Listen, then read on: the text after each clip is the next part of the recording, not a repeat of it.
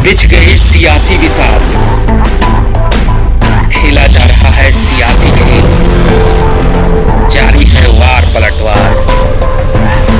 शह और मात के खेल में बनाई जा रही है रणनीति। कौन पड़ेगा किस पर भारी, ये कभी भी सिर्फ हस्तक्षेप.com पर अमलेंदु उपाध्याय के साथ। सर्वोच्च न्यायालय के अवकाश प्राप्त न्यायाधीश जस्टिस मार्कंडेय काटजू ने कहा है कि पंडित जवाहरलाल नेहरू के साथ नरसिम्हा राव की तुलना हास्यास्पद है।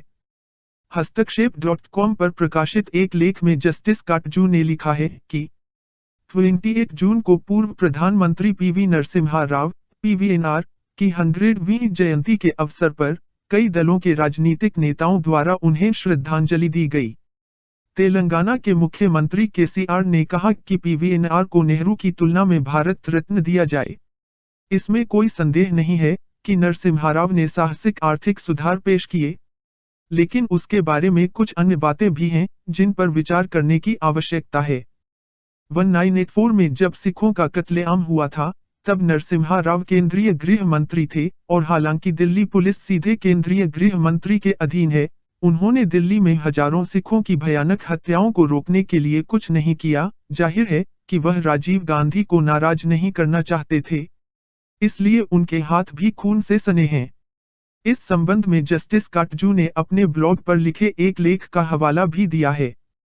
उस लेख के हवाले से जस्टिस काटजू ने लिखा है कि पूर्व केंद्रीय कानून मंत्री श्री शांति भूषण द्वारा अनुरोध किए जाने के बावजूद नरसिम्हा राव ने भयावह नरसंहार को रोकने से इनकार कर दिया। जाहिर है क्योंकि उन्होंने अपने स्वयं के राजनीतिक भविष्य के लिए अधिक सोचा।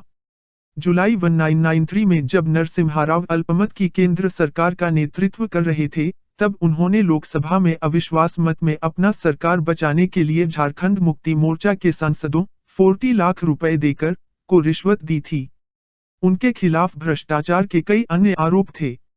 जब 6 दिसंबर 1992 को बाबरी मस्जिद का विध्वंस किया गया, तब नरसिम्हा राव ने इसे रोकने के लिए कुछ नहीं किया। हालांकि वह प्रधानमंत्री थे, जिसके परिणाम स्वरूप सिर्फ भारत में ही नहीं बल्कि पाकिस्तान व बांग्लादेश में भी बड़े पैमाने पर अव्यवस्था फैली, पूजा स्थलों पर हमले हुए और कई मौतें हुईं।